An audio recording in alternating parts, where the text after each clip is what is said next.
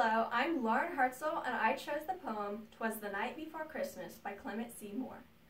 'Twas the night before Christmas, when all through the house not a creature was stirring, not even a mouse.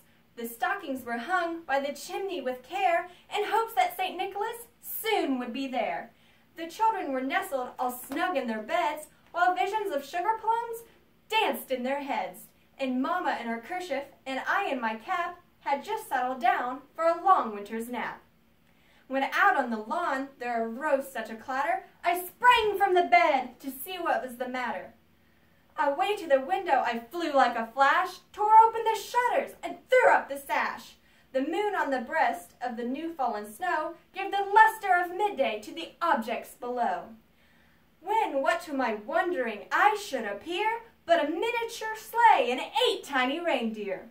With a little old driver so lively and quick, I knew in a moment it must be St. Nick. More rapid than eagles his coursers they came, and he whistled and shouted and called them by name. Now Dasher, now Dancer, now Prancer and Vixen, on Comet, on Cupid, on Donner and Blitzen.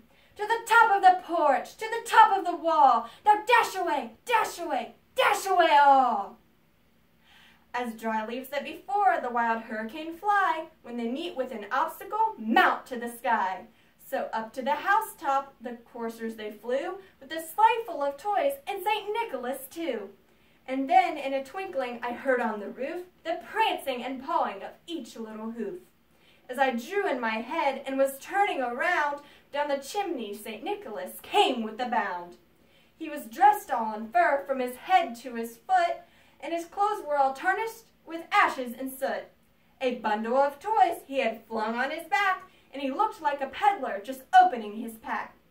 His eyes how they twinkled, his dimples how merry, his cheeks were like roses, his nose like a cherry. His jaw little mouth was drawn up like a bow, and the beard on his chin was as white as the snow. The stump of a pipe he held tight in his teeth, and the smoke it encircled his head like a wreath. He had a broad face and a little round belly that shook when he laughed like a bowl full of jelly. He was chubby and plump, a right jolly old elf, and I laughed when I saw him, in spite of myself. A wink of his eye and a twist of his head soon gave me to know I had nothing to dread. He spoke not a word, but went straight to his work, and filled all the stockings, then turned with a jerk. And laying his finger aside of his nose, and giving a nod up the chimney he rose. He sprang to his sleigh, to his team gave a whistle, and away they all flew like the down of a thistle. But I heard him exclaim as he drove out of sight, "Merry Christmas to all, and to all a good night."